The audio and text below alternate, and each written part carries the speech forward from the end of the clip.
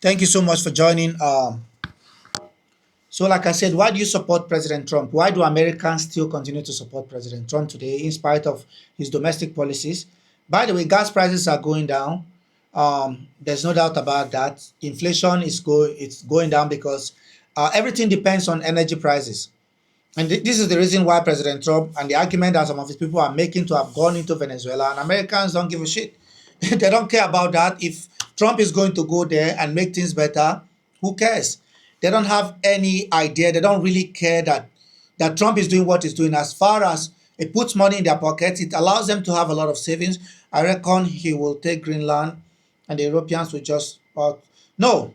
The Europeans are serious about this. You might think that this will be a cakewalk for him, and this is why the Europeans are sort of playing it carefully, and the Europeans are sort of trying to manage him in a certain way. I say, oh, hang on a second, we have to tolerate him because if we don't tolerate President Trump, he might take. So this is somebody that people believe they can appease him. And remember, this idea of appeasing people that have this sort of character always never works. And this is why he has been emboldened. Sometimes you need to take a step back. You have midterm elections coming. Imagine President Trump going to launch a war in Iran as well during the period of midterm elections. And after he has done what he did in Venezuela, many Americans are still watching the development in that place because the deputy president of Venezuela that later took over power, who still have the ideas of Maduro, if you like. And the Americans are saying, yes, that oil, we are going to control it. We are the ones to sell your oil. And whatever we give you, make sure you use that money. They didn't even say that. They said, whatever money we give you will be redirected to purchasing weapons from us, to purchasing agricultural products from us. So it's some sort of credit. They cannot spend the money anywhere else except America. And this is the sort of tactics that the Americans have come to live with today. They have accepted it. They have accepted the fact that, yeah, this is the new America. We are the bullies of the world. We can take whatever we want, strip whatever we want, and everybody have to accept it. And this is what I keep asking some Africans. You see, certain Africans will come on, we're having a conversation, and they tell you, yes, we love President Trump. We love President Trump because he's doing the right thing, because President Trump is the only one that can save us. And you have some Africans coming on my page and even telling me that they want the good old days of slavery and colonialism to come back. They are hoping that this can continue forever. They're hoping that the Europeans can come back and recolonize us. And they'll give you instances that when the Europeans were here, people could find jobs, and XYZ, but the Nigerian politicians are corrupt, African politicians are corrupt, only the Europeans can save us. This is the sort of narrative you hear from some Africans. It's wild. It's the craziest thing I've ever had. So let's go back to the topic about how Americans today support the domestic policies of President Trump and how he still continues to maintain high ratings in spite of some of his domestic policies. Well, if you look at the economic side of it, the economy of the US is sort of performing well. If you look at the indices in place, people say that inflation, is going down. The cost of food and every other thing is going down. People can now buy eggs at an affordable rate. The prices are going down. So because of that, if a president is going to other countries and bombing them and killing the citizens of other countries to make you achieve that, why not? Why not? Why don't you? I don't like that he can. And there's a bill in Congress as we speak. There's a bill being passed in Congress. I don't know how many of you are aware of that. There's a bill being passed in Congress to give power to the American president and to Congress to make Greenland the 51st state in the United States, meaning that America will no longer be in the continent of the US alone, of America alone. It will now transverse to the other side of the Atlantic. And with that, America will be the dominant power in Europe and the dominant power in the whole of the Western Hemisphere. And with that, they can now project power to cut off the connection between Russia and China and what Russia and China is doing in the Arctic. I don't know whether you guys understand it. If I can, I'll show you the map so that you guys will understand exactly what I'm saying. So the United States of America is trying to take Greenland to make Greenland the 54 states of the United States, to project power at home and across the Western Hemisphere, not just the Western Hemisphere, across the both sides of the Atlantic. So they are not saying we want to lease it, we want to keep it like we were doing with Guantanamo Bay. They are saying we want to incorporate and integrate it as part of the United States of America, as the 54 states of the United States. And now that they have started making this noise, it's going to happen. And if it doesn't happen now, it will happen after a war. And if they are going to go to war with Europe, we are waiting to see. This is the right time for the French and the British to bring out their fat balls and say, no, we are not going to allow this to happen. If you have a big ball, this is the right time for you to stand up and say, why on earth should we allow you to come to our continent and do this? We are not going to allow you. Why on earth should we allow you to come to our continent and try to seize territory willy-nilly? Saying that Denmark is occupying it illegally. The people of Greenland don't want the United States. If you do a poll there today, the result is that they will not have support from America coming to their land. Why should people in Europe want another superpower to come and bully them and degrade them and humiliate them? For what? And the Europeans need to wake up. I don't understand this whole idea because the Europeans have done a lot of damage to themselves. And they have depended so much on America. And this is the right time for them to realize that they don't have anybody but themselves. Because the thing is that they believe that by entering alliance with America, by being subservient to America, that they can find an enemy in Russia. So the United States of America have created an enemy for them. So the Cold War is over. The Cold War is freaking over. And you are still depending on the Yankees to come and help you. The Cold War is over, and you are still depending on the Yankees. Today, you have bases in Poland, bases in Germany, bases in Romania, all over Europe. Why do we still keep allowing these guys to be in that region when you can put together your own program and create your own technology? The Europeans are very much part of the development of the F-16 and F-35. They can look at the model that the Chinese have taken the blueprint. They use the prototype and created their own models, which is very effective. The reason we don't know for sure yet is because China have not been in any major war with any country. Wait until anybody tries China and China wants to go to Taiwan. All this money that the Americans are wasting and the Taiwanese government is wasting, wait until China comes for them and bomb them to rubble and use whatever is needed on them to subdue them. The only reason why they are taking their time and hoping that the political solution can be found is that they are the same people. They are Han Chinese. Of course, you have the Japanese people that went to that island as well after the Second World War and mixed up their blood with a lot of and by the way, these are some of the ruling elites and some of the most powerful people in Taiwan today are Japanese people. How many of you know that? Okay, so when you have people like Real Admiral Luo Yuan talking about sinking an American aircraft carrier or sinking two of them and sinking 5 to 10,000 American personnel, that's exactly what they're talking about. The Chinese believe that truly if they want to enrage the Americans and engage in a war to destroy the world, the best thing for them to do is to sink 2 American aircraft carriers and kill between 5 to 15,000 American personnel and see how they react. Now, if you're doing it to other people, wait until it happens. By the way, this idea that you can contain China is over.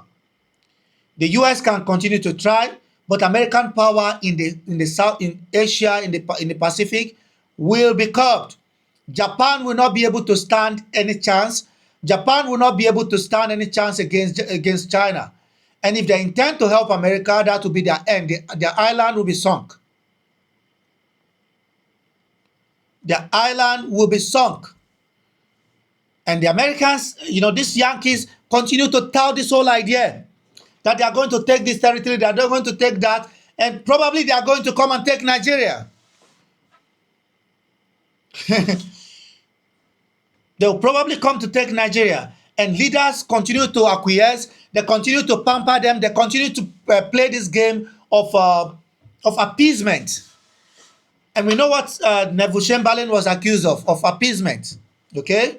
The policy of appeasement by Neville Chamberlain is what emboldened, so to speak, the Germans. That was the same thing the Europeans said. And now you're appeasing Trump. He impose sanction on you, you run and beg.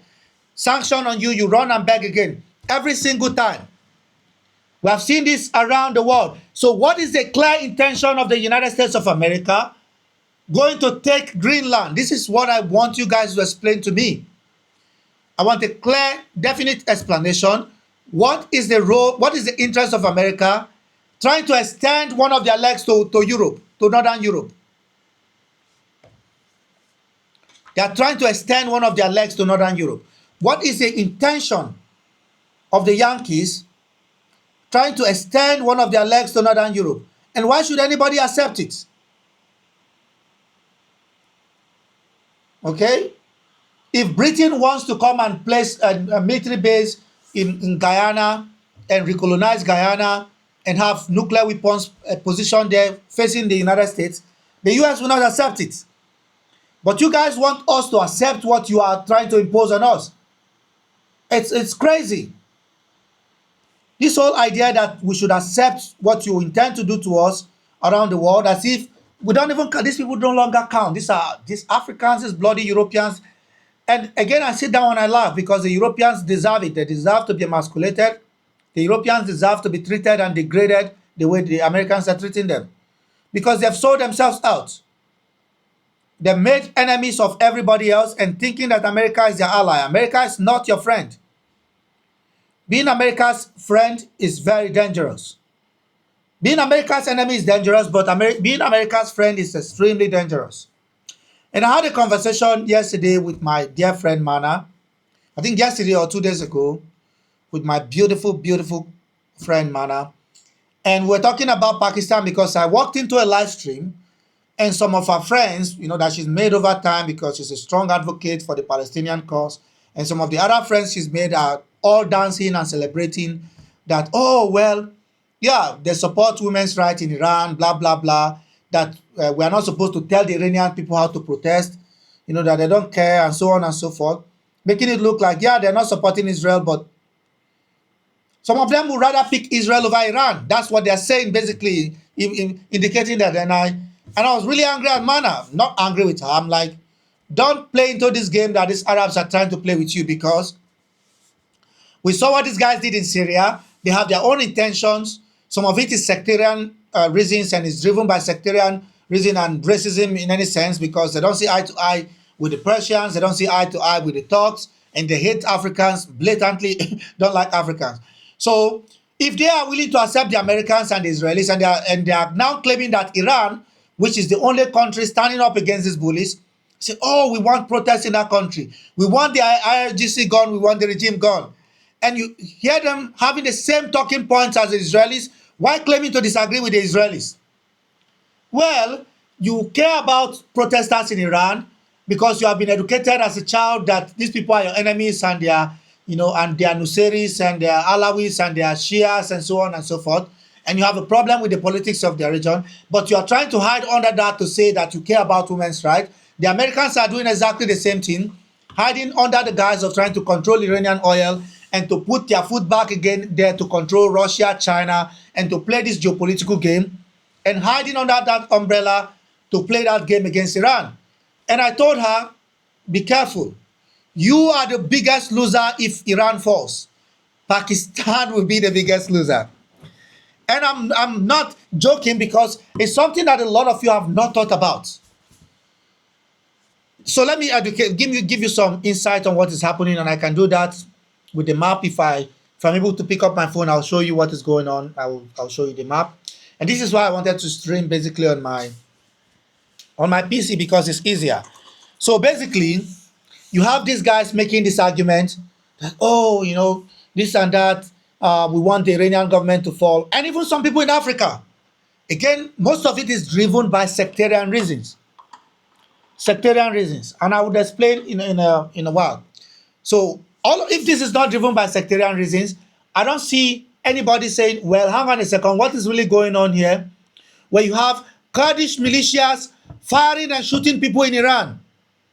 And the Kurds are also willing, useful idiots being used in the region for different reasons. And they cry, oh, Kurdish identity. Look, I sympathize with them, but they are not playing the politics right.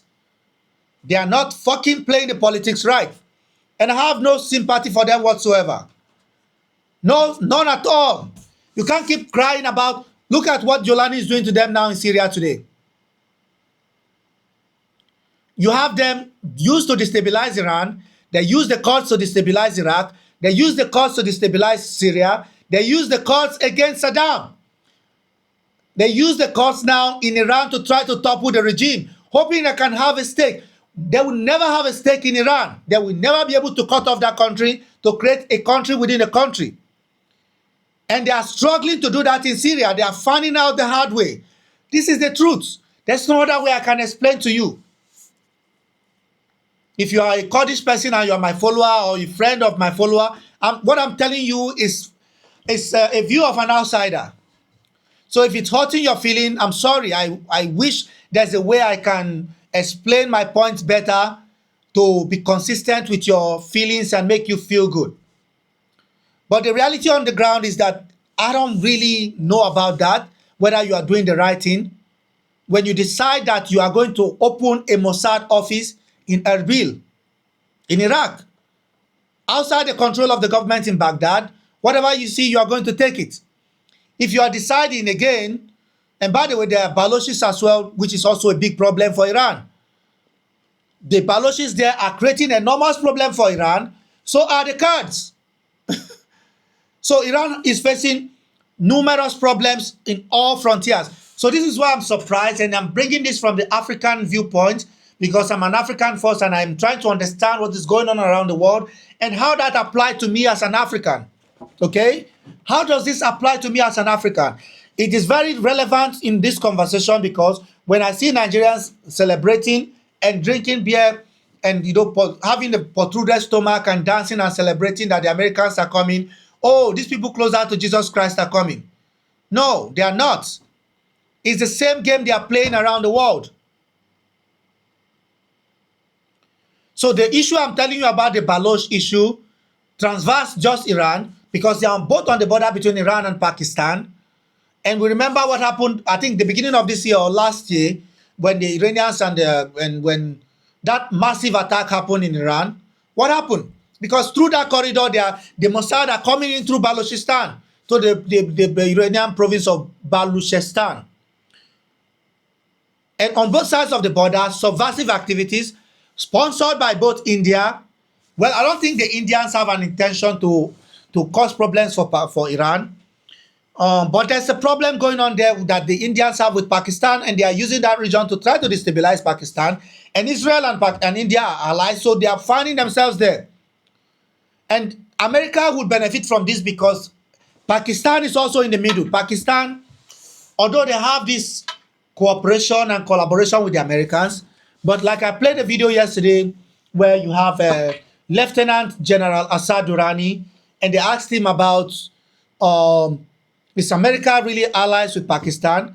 And he said this is the former DGISI, the Director General of the Inter-Service Intelligence, which is like the CIA version or the Mossad version of Pakistan. It's one of the most competent intelligence organizations in the world, and which is part of under the military Directorate of Military Intelligence or something like that.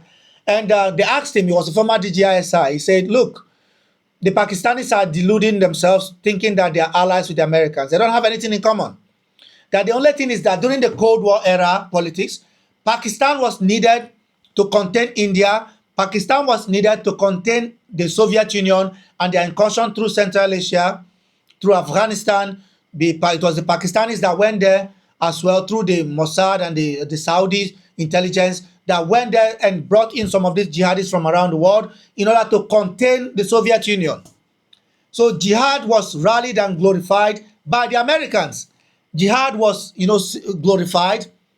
Jihad was, was sort of praised by the Americans. Say, oh, we have to do this because this is very important.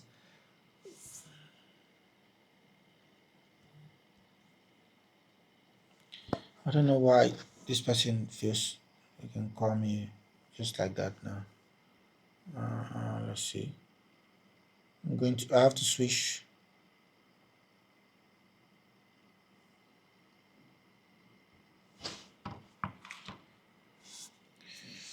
So if jihad was glorified at that time, why do the Americans have a problem with jihad today if it goes against their cause? The issue there is that they are not telling you the truth. They're hiding a lot of things from the public and from their own people. Whatever we are seeing today, but Rima, I'm glad you said that. But don't you see how the West have been able to use whatever structures you have and whatever defects you have within your culture and your system to proliferate and create problem and make you the enemy? While they encouraged you to do jihad in some places, they now call you the enemy for doing jihad when you see fit. Okay? I remember the Americans not having a problem with you going to Chechnya and Dagestan. And they were rallying Muslims around the world. We are going to fight for the Ummah. We are going to do this and that. And yes, you went into Russia. You went into the South Caucasus. And it was glorified during the Abkhazia, the fights in Dagestan and in Chechnya when the Soviet Union was struggling. The same thing in Afghanistan. So we are seeing the same activities today on the continent of Africa, and the history goes back exactly during the same period.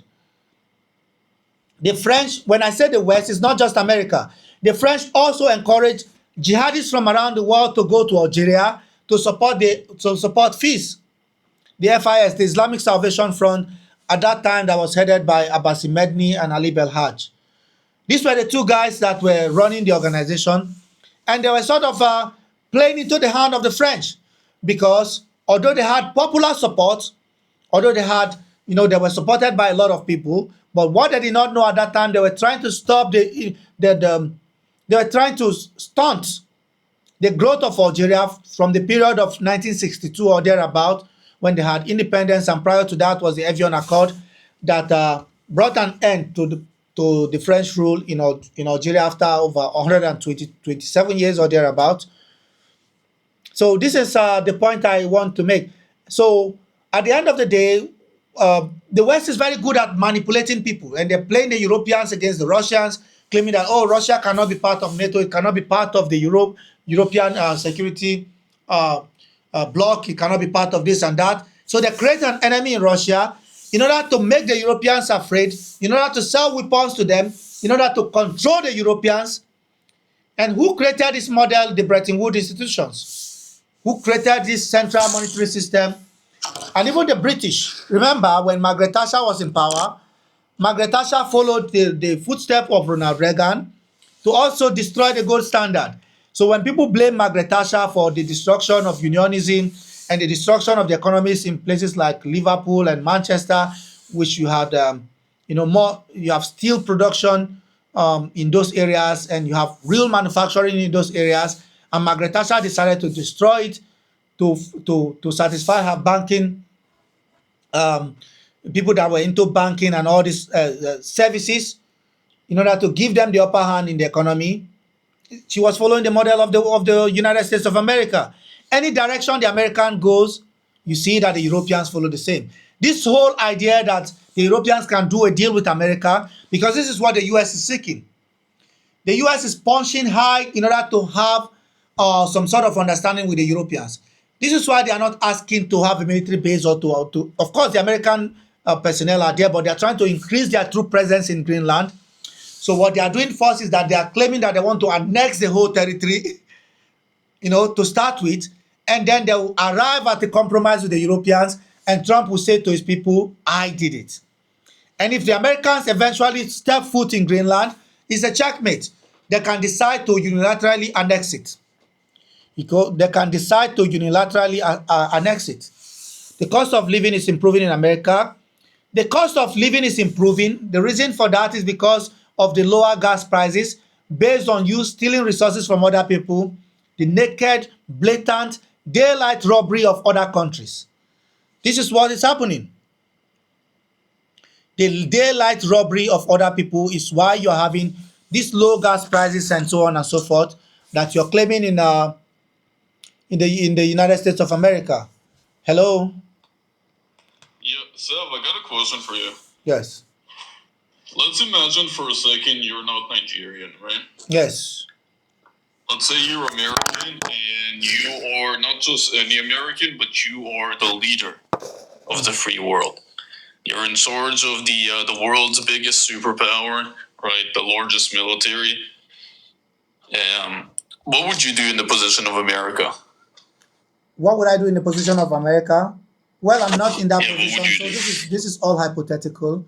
But Yes. yeah, but again, you're saying the leader of the free world. That denotes putting them on the pedestal of some sort of morality. So when you make that sort of argument and then you say, "Oh well, I'm the leader of the free world. We have values, we have democracy, and so on and so forth," and then you're preaching that to the rest of the world because you say the leader of the free world, it means that America have some sort of responsibility, or they have some sort of they have to keep some sort of a high ground or live above board. But the same country is now going and snatching and stealing presidents from their country in daylight, willy nilly, and snatching leaders and unaliving people and killing people around the world. Why should anybody listen to them? And why are you calling them the free world? The free world in what sense? Because I see ICE Okay, agents you're now. not answering the hypothetical, Sev. No, it's not hypothetical. The fact on the ground is that in the US itself, there's a lack of internal democracy. Democracy in America ends at the ballot box. I got you. But you are the leader of America. No, What I'm not. actions do you Again, take today? I don't deal with hypotheticals. I'm dealing with the Yes. facts.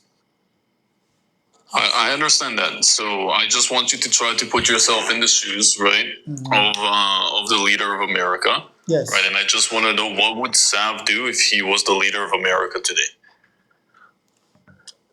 Well, But be honest. Don't just say, "Oh, I'm going to dismantle the American army." No. I'm not going to dismantle the American army. But again, when you continue to hyperflex your power and your influence, there comes a point when it's going to break. That's number one. Secondly, if I was the leader of America, I would focus more on cleaning up the United States, on cleaning up the politics of America, on cleaning up, so many aspects. From what I heard, there are over 50,000 projects that America can embark upon internally, over 50,000, including dilapidated bridges, and infrastructural projects that the US should have focused on, and that the money they spent in Afghanistan for over 20 years, that could have fixed the American infrastructure. They didn't do that. So if I was the president of America, I will try to compete with China to build fast railway lines, to be able to fix the transportation system, to upgrade the satellites, to do a lot of things to clean up, and also to find a way to upgrade this model of practice which they call democracy, which is which is obsolete at this point. And this is why it's not delivering any dividends. So for them to run away from the internal problems in America, this is why they're fighting wars abroad. So if I was the president of America, I would clean up the roads. I would make healthcare affordable. I would, find a way to fix homelessness instead of fighting, bombing people around the world. And I'll try to, there's a lot of people Fair enough. America's zombies, not enough. some Americans living on the street like zombies and injecting, and this fentanyl problem and so on and so forth. These are the things you need to try to fix. Absolutely. Okay. So America's not in Afghanistan right now, right? Trump is getting rid of all the drug cartels. He's stopping the shipment of fentanyl from China. But you said something really interesting, right? You said compete with China, right? On improving America itself, right? The same way that China is building up itself right now. But China is not just doing that, right? China is competing on the world stage. Would you, as the leader of America, compete against China on the world stage? Yeah, I will compete, but if that is going to be at the expense of other people, in terms of killing other people in order to compete.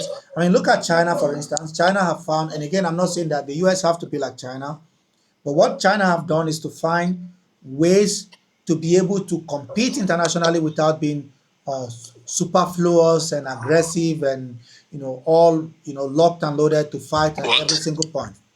Yeah, but the US, China supports dictatorships all over the world. What are you talking yeah, so about? does the United States. Right, but the dictatorships that How China many, how many, supports how are many repressive dictators? regimes. How many? Okay, let me ask you this: how many dictators do you think America supports around the world? The number of dictators America supports around the Let's world? ask about 30. But let's ask a better Oh no, question. but How it's not, many no, of those that's not the point. dictatorships? That's not the, it's not about numbers. Your talking point is that the China supports dictators. So does the You're the US. one asking about The numbers. US, the US creates No, dictators. no, no. The US create dictators and support them. So does China. But No, so China, no, that's not, hold on, it's hold on, not hold on, about the hold on, hold numbers. on, You're hold on, right. hold on, hold on. The China goes to countries and do deals with whoever is in charge. If it's a democratic leader in charge and if it's a dictator in charge, China would not involve in their politics, will do deals with them. America is not doing that. America is creating dictators where they need to create dictators. And I can give you instances of That's not Augusto true. Pinochet. China is giving weapons to dictatorships. So is the United States. The United States is giving Okay, more weapons. fantastic. Now, which Hold on. Okay, so the United States is giving more weapons to dictators. Is Abdel Fattah al-Sisi of Egypt a dictator? Yes or no? yes. Now, Is fantastic. How many of the those leader is the leader dictatorships? is the leader of But Syria? you're not letting Is me the get to the point. Yeah, you asked me a question. Is the leader of Syria Mohammed Al Jolani a dictator? Yes or no? Is the leader of America's not giving him weapons. Okay. But you're railroading away from the question, right? And the reason why I brought up this question, well, that's the sound of an Apache. That's American firepower right there. Anyways, um, you said that you would not be hurting people, right? You would not be taking action on the if it hurts people, right? But China is doing that on a grotesque level, So right? So would you be competing against that? Yes or so no? let's get this straight. So on an international level, you say that China is taking military actions that's hurting people around the world. Can you give me some Yes. examples of that? Sure, China is mass enslaving people in Africa right now, and you would be a fool to try and deny that. China is supplying weapons and money to the Islamic regime in Iran. China is supplying weapons to the Taliban in Afghanistan, to Syria. I can't hear him anymore. If you guys can hear him, yeah. They were using at first Soviet later teams.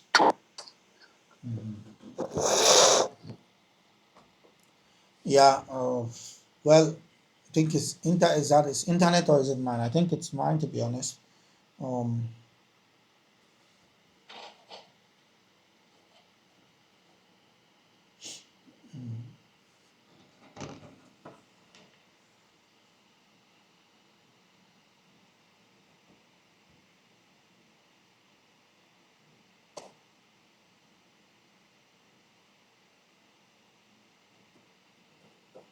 I'm using the same cell towers that the Gazans are using. yeah. So the internet is it's bad, but I think it's good now. I think it might be you, man. Yeah, it might be me, You're back? but yeah, I'm back now. It's good. Um, so like I said, why do you think it's appropriate for you to make that kind of case against China where you're doing exactly the same thing? So Okay.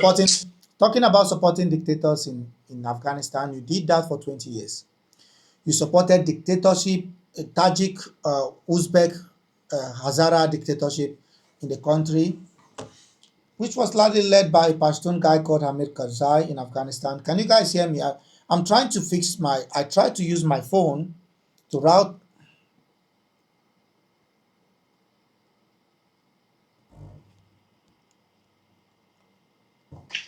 Yeah, I tried to use, again, my Wi-Fi is bad, so I connected my phone. But the issue is that before like in Africa, they try to call you through the direct regular calls on my phone and it start cutting off. But anyway, we're back, so no need to cry over spilled milk. So you're talking about um dictatorships. The US, they're talking about dictatorships in Afghanistan. Whatever you see in Afghanistan today was the direct creation of America. You sent in jihadists. Before you came here, we spoke about it. Jihadists, ideological jihadists that have been pumped in with Salafist ideology coming from Saudi Arabia that you supported to Afghanistan to fight the Soviet Union. So if you want to talk about dictatorships in the region, you supporting a lot of them, including dictatorships in Central Asia, including Aliyev, who is one of the most brutal dictators in the world in Azerbaijan. America and Israel supporting Aliyev. That's number one. And secondly, we can also talk about Brutal dictatorship. yeah, he's the most. Who are the Azeris? Who are the Azeris repressing? Oh, he's repressing his own people, and he's massacring His own people. They're his own living people. good. Hold on. He's doing that to his own people, and he's massacring a lot of Christian Armenians in Atak, or how do you call it in Nagorno-Karabakh. Okay, so the idea of saying that oh, the Chinese are doing it, but we are the saints. It's kind of crazy when I think as a Christian sometimes I look at the Bible and I say, yeah, well, the Bible is a compendium of wisdom because Jesus Christ himself talked about the hypocrite. You know, the hypocrite is that person that sees the needle or the tiny bit of needle in the eye of another person, but will not see the log of wood on his own head. Okay, so when the Israelis are now telling me as an African how the Chinese are exploiting us, it's laughable.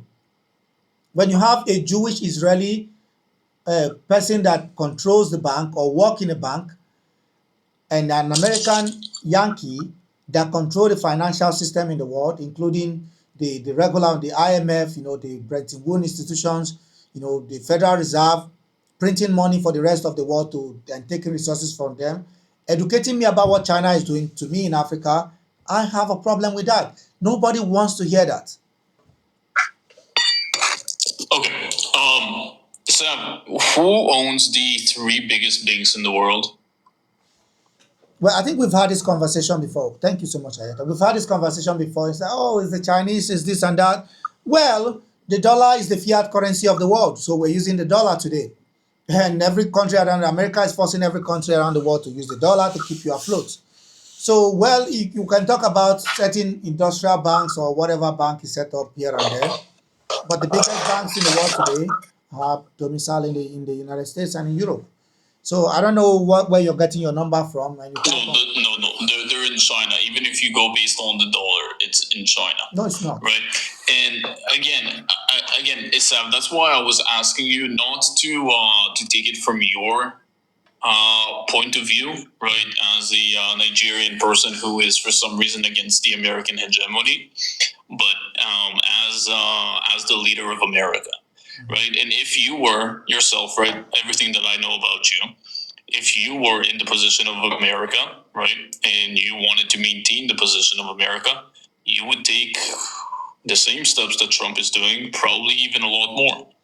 Yeah, probably. You're not wrong about that, but I'm speaking from my perspective as an African that is being bombed from the sky. I don't want that to happen.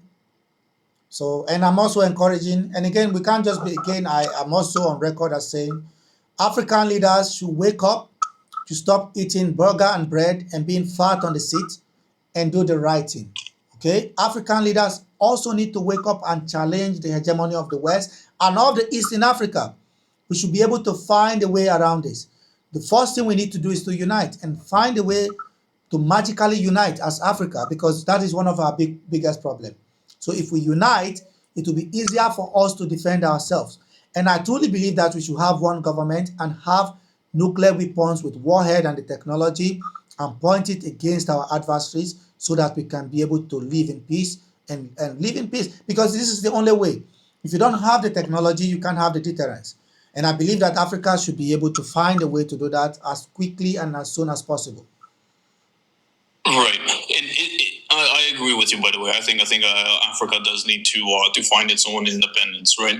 But and this is where I'm just confused about your personal opinion, right? Mm-hmm. It's why are you intentionally kind of hiding, right? The fact that America is not the only one that's meddling in Africa, right? And yes, it's also France, right? It's also different European countries, but it's also the East, right? It's also Russia, it's also China, it's also the Arab countries, right? And that's kind of why that unity is impossible, because yes, you'll have African leaders that are siding with America, but then you'll have their opposition that are funded by the East. Yes, so right? And why do you think that it's why do you think that it's beneficial? The issue is that it's about like strategic advantages for us, if you like, or you can say it's about the best sort of deals or partnership. Africa have resources, but we can't eat those resources. We need a market. Africa have resources, but we also need to tap into them, and in some cases we don't have the technological know-how to be able to access these resources and tap them and sell them. So we do need partnership from America, from everybody else. But the issue is the behavior. Is the behavior of these whitey colonizers when it comes to dealing with Africa. The Chinese treat us more fairly than the West, and this is the problem. And it's also the historical antecedents, it's also the historical ties and the colonial legacy. When we see Europeans and we see America, these guys were directly involved in partition of Africa and in the enslavement of Africans and the slave trade and so on and so forth. So you cannot say sure, but we can't change it. People exactly I agree with is the colonial legacy and what is happening today. I'll give you one instance. Sure. I'll give you one instance. Uranium, the cost of uranium on the international market. By the way, the uranium, the yellow cake that comes from Niger is one of the best. The cost of uranium ore in the international market is, I think, about 220 euros per kg. 220 kilos per kg for the yellow cake, for the paste. They do it and they put the paste in a drum and sell it. Per kilogram is 220 euros. Now, France was forcing Niger to sell it at 80 cents. Everywhere the Americans go, and this is the same problem that Venezuela was having. The Venezuelan will be okay with the US buying their oil, with US companies, ExxonMobil. But the issue is that the deal that the ExxonMobil and Chevron offered the Venezuelan people is not okay, it's not good. The Chinese are paying a fair price. The US is enslaving you and making you feel that you don't deserve to have any proceeds from it. That's the difference. No. That is the difference. I'm telling you this as a Nigerian that is living here with ExxonMobil and Chevron. The most polluted part of one of the most polluted, if not the most polluted part of the world today is in Nigeria. Are you aware of that? The Niger Delta of Nigeria is the most polluted area in the world today. You can go and check the most polluted areas in the world. The Niger Delta will feature there. And the companies polluting it are American companies. Have anybody stood up to challenge them? And this is why the US doesn't even care whether initially when Muslims are suffering or whatever, or Christians are suffering. So Trump playing that game does not even add up to me, because the reason why this is happening is the resource cost. We have this oil, but the Chevron and what they are doing in Nigeria is the same thing they are doing in Venezuela. They take out the oil, but they don't tell them the amount of oil they are taking. We are speculating. The Nigerian government today have no idea of the amount of oil that Chevron and ExxonMobil and British Petroleum and Shell is taking from the ground. That is number one. And that is exploitation. With China, they will take the resources, we will measure the resources they are taking, and they pay the fair price. But the Europeans and the Yankees are not paying a fair price. Do you understand?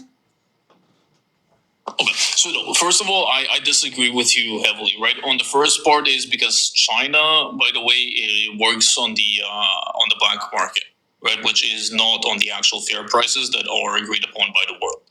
And that's the majority of their purchases, whether it was from Venezuela, from different African countries, from Iran, right? All of these are far, far below market prices because they don't actually have requirements for these countries to have a certain set of values or actions. China doesn't care. But you don't know how how they get the resources or what they do. You don't know how these things work, do you? So you're saying that China? I do. China. No, hold on one second. I was listening. No, let me respond first.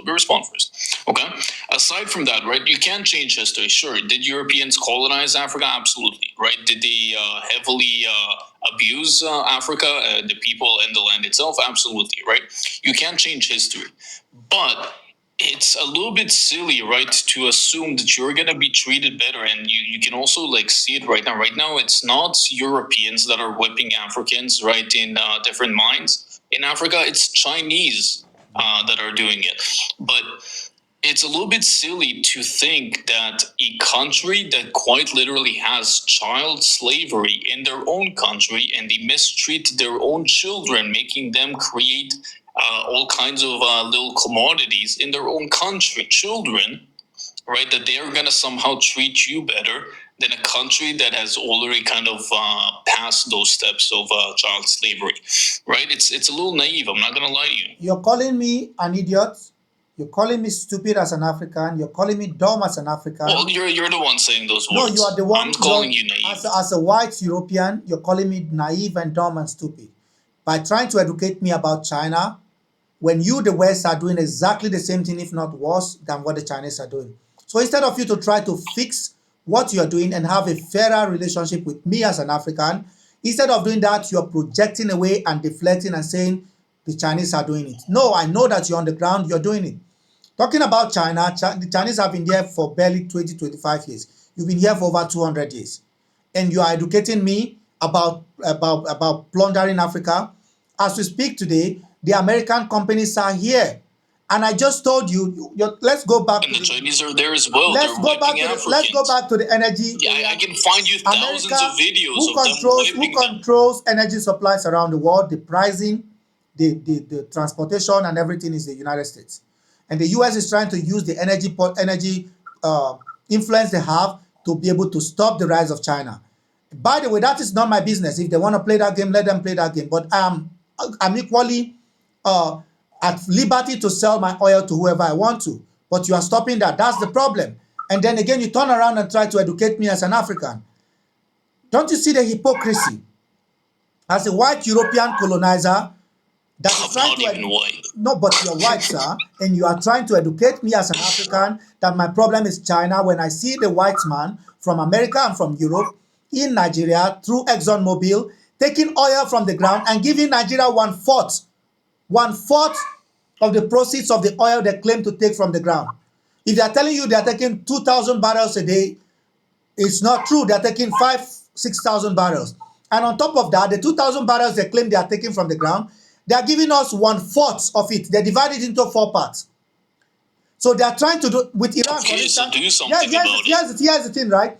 You think America... Do something about it. Yes, exactly. There you go. Do something about it. That's what I was expecting to hear. At least you are honest. No, because you know what the difference is? If you do something against it, right? If you do something about it, then you actually have the society as a whole, right? That's gonna in America, right? In Canada, Venezuela in Europe, did something about it. Venezuela did something about it, and what is the outcome? Congo did something about it, and what happened to Lumumba? Congo did something about it, and what's happening now? So, are you gonna compare yourself to Gaddafi in Venezuela now? No, you said do something about it. Libya did something about it. Venezuela did something about it. Russia did something about it. Countries around the world did something about it, and the West turned around and became animalistic towards them. So this is the point, is it not?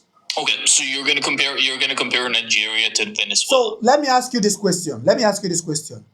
Is the US interested in buying oil from Venezuela? No, it wasn't. But is China interested in China? Hold on. So the US is not interested in buying oil from Venezuela. US interest in Venezuela is taking their companies there and selling Venezuelan oil on behalf of Venezuela. That is colonialism.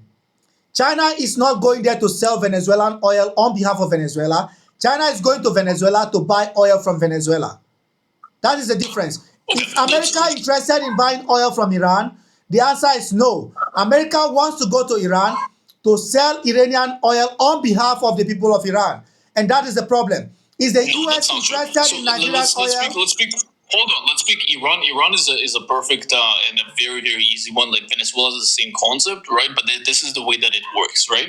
Why is America not interested in buying oil from Iran, even though it's very good oil, right? It takes very little processing. It's because Iran is pushing out their foreign policy that is directly contradictory to what America wants. Okay, Iran funds different organizations. No, no, no, Hold no, up, no, no. Iran, Let's not go the there. IRGC. Wait, let me No, finish. but Let me that's not the finish. point. You're It not makes perfect listening. sense. I'm not Just let me talking finish. about the foreign policy of Iran. It is the point. No, it's not. America does not need oil. You're asking whether or not America is interested. Let me just finish first, okay? It's quick, don't worry. So Iran's the IRGC's foreign policy, right, is pushing out different proxy groups in the Middle East. Okay, America is not interested in buying oil because the money is gonna go towards those proxy groups at the end of the day. China, on the other hand, doesn't have those kind of requirements out of the IRGC. China doesn't care what Iran is doing with the money that they are buying the oil from. So that's why they are going to end up buying it from them. Aside from that, Iran, because now it's not able to sell their oil out to the West, because the West has those restrictions, and it says, hey, if you want to sell your oil at the market, you need to stop doing all of these shenanigans. China doesn't have those requirements. That means China gets to buy oil for cheaper from Iran. Who ends up getting fucked over? The Iranian people. Why? Because they're selling their oil for a much cheaper price at this point. You're not following this conversation. China is buying oil at discount from Iran and Russia. But if America wants to take that oil from Iran, it is going to even be way, way, way cheaper and way, way more exploitative. No, you're not listening. That's the problem. America is not interested in staying in the US and allowing Iran to sell oil in tankers and bring to them. The US is not interested in that. The US wants American companies on the ground to take the oil from the ground and give whatever percentage they want to Iran. That is the model of America. The US have enough oil to sustain itself, but for the US to be rich, for the US to force energy prices down, they have to control other people's oil.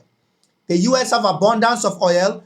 The US does not need Iranian oil, so to speak. You say they have Brent crude, it has less sulfur in it, and Nigeria have exactly the same. So what I'm explaining to you is that China is not trying to bring their companies to Iran to take out the oil and sell Iranian oil to other countries on their behalf. America. But that's what they're doing. No, that is not what they are doing. China is buying oil from Iran and using it. Yes. You're not listening to me. Hold up. Who listen do you think, to me for God's sake. Sam, who do you think developed? Listen to me. Who do you think developed Listen all to of me those oil for God's sake. fields? Just listen for a second. Listen. Is China taking oil from Iran in order to sell it to India? Or is China taking oil from Iran in order to use it? China is taking oil from Iran in order to use it because China is dependent, the Chinese economy is dependent on energy, low-cost energy in order to be able to be efficient. America, on the other hand, does not need to buy oil from Iran to use it. America wants to Yes, it does. No, America wants to sell Iranian oil to other countries. America wants to control the flow of Iranian oil. They want their companies on the ground to be in charge of the oil, to sell the oil to Europe. This is what the Americans want. Do you know how many barrels? Do you know how many barrels America consumes every single day? Yeah, America consumes oil, consumes a lot of energy. But the point I'm making is that they have enough. 20 million barrels a day. Yes. That's over 100 million liters a day. Mm-hmm. Okay, America doesn't actually produce that much oil. Does America to sell it to other people? There you go. You said you are the number one oil producer in the world, but that's not true. The thing is that you control oils. Yeah. And the same model. No, the same. China is developed. All the oil fields in Iran, they're developed by China. It's the same model because Iran doesn't have the capacity to do it. Okay, the reason why the oil fields in Venezuela, they were originally developed by American companies is because Venezuela didn't have the capacity to do it on their own. So they brought in those companies. They didn't need to be forced into it. And this is way before Maduro was taken out. Mm-hmm. Again, I don't know whether you're understanding me. The US model is control. The US model is to direct what Iran can do, and they're trying to do the same thing. And by the way, they took it a step further in Venezuela to say, now we have your oil, now we are going to control your oil, and whatever little proceeds we give you, you are obliged to buy things from America and not from any other country. That is the mindset of the Yankees. This is how they think. So why should I take them seriously? Why should I, want to have anything to do with people like that don't have respect for respect and dignity for other humans? Sam, do you agree with me? Do you agree with me that we are walking into a Cold War for sure between America and China, and probably a kinetic war with China and America? Very possible. You think that that's going to happen? Very possible, and the Europeans will have a role to play. I want to see how possible it is for you to get your foot in Greenland. I mean, the Europeans are honest. Don't get me wrong. I want you to continue to emasculate the Europeans because I don't like them. The Europeans are fat, lazy, and slow. You can do whatever you want. America doesn't like them either. Yeah, but I think we're on the same page when it comes to Europe. But I want to see how the Europeans react. I want to see whether they're going to lie down on the ground and get fucked. I want to see whether they're just going to accept that you do anything you like to them. I'm waiting to see that. That's how it's going to happen, right? And the reason why I was asking you is because you yourself, also your country, is going to need to pick a side in this Cold War. Yeah, but I'm not going to pick the side of the Yankees or of the blue-eyed Europeans. Why should I do that? So you're gonna choose the side of China? Well, of course. If you look at it, 500 social credit score to you. 500 social credit score to you. Really? No, you want me to pick a side? Lose, Sam. You want me to pick a side? You're picking a losing side. You think I'm on the losing side? Wait and see what China does to Taiwan. I genuinely think that China, if they want, can sink that island of Taiwan. They can sink it and make sure nobody lives there anymore. They can't. And that's not their plan either. So they're not going to do it this way, right? They want to be able to take all those chip manufacturing plants. That's the only real reason why they're interested. It's not because Taiwan is part of China. It's because what is on Taiwan. Yeah, China manufactures more chips and high tech than whatever you're doing in Taiwan. Check. China manufactures more. Yeah, but they're big chips. Big chips, not small chips. Oh, nano chips. Chinese, by the way, they are advancing the nano small chips that are very important. High performing nano chips are now produced in China. After that sanction by Biden. No, it's still nowhere near. It's still the Chinese are doing very good. Produces. In the next 5 to 10 years, China will be number one. No, they're like 20 years behind still. In the next 5 years, China will be number one when it comes to microchips. When it comes to these semiconductors, don't get this wrong. No, they're so far behind. No, sir. No, they are not. Again, they're 20 years behind still. No, this is an area that you probably have no knowledge about. I mean, you are. What are you talking about? Israel is number one. Yeah, I love it when you do the Intel is in Israel. Mm-hmm. I love it when you do the Jewish shuffle and you think that you control anything or that you have any sort of influence over anything. By the way, thank you for having this important conversation. I'll bring up the next person, and thank you for coming up, Azadi. Okay, let's see who's next. Guys, I'm having an adversarial conversation, so if you want to discuss with them later, you can request to come up. This is a one-on-one debate. All of it is adversarial. So I'm going to bring up people that are adversarial. Mary the Yehudi, I think you requested, but you're gone. Easterly requested as well before. Who else is there? So at the end of the day, this whole idea that America is because if you listen to his argument, on one hand he's saying, yeah, China is the problem, blah, blah, blah. And when I confront him about that, I say, yeah, America have a right to do this because America is the leader of the free world. And therefore, the US have every right whatsoever to do whatever they want. So you're contradicting yourself because you're making a morality argument on one hand and sidestepping and say, well, China is doing it, that's why we're doing it. It's not really making any sense to me. You're not really, making any serious foundation on your argument.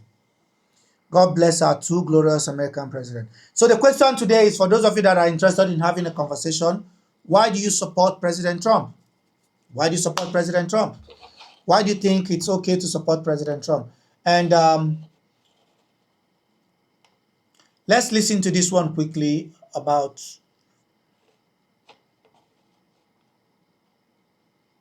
And Patrick Bet David is a guy that I thought was smart. And you see, he's been like taking the side, simping consistently. I don't even know what else to do.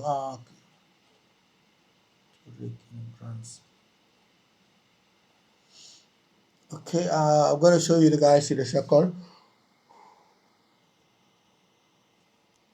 Thank you so much for the likes and the share, guys. Let's go. I'm trying to show you guys what is happening in ICE.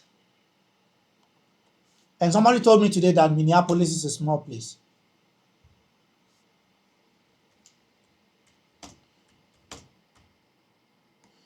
And they say the intention is to send more than half of the Somali people that are living in the country out. More than half of the Somali population. They clearly have a problem with the Somali people.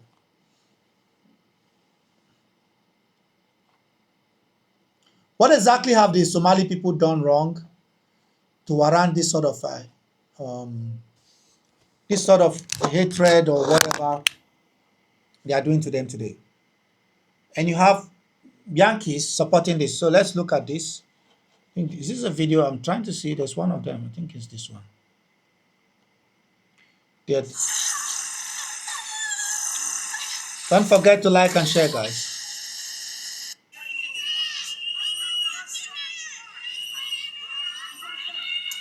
Dozens of residents confronting ICE agents operating a They're wearing masks. They're wearing like a hood. CBS News Minnesota reports that chemical irritants had been deployed. Chemical irritants. 3 people were seen in handcuffs.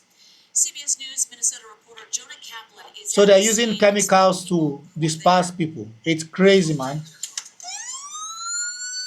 See? And they're all wearing masks. All fucking wearing masks. See, that's a woman. Look. That's a fucking woman. Did you see that? And they put like you see they're shooting like chemical irritants at that woman. Did you guys see that? Did you see that? See, watch again. Watch. And this is the free world. This is the free world, ladies and gentlemen. And these are the same people that are standing on top of a high horse to educate Iranians. See what they did to that woman.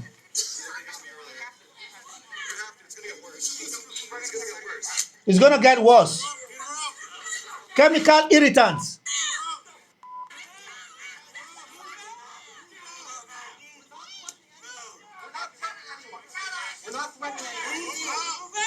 Most of them are white, they are American. Most of the ICE agents, 90% of them are white nationalists. You see?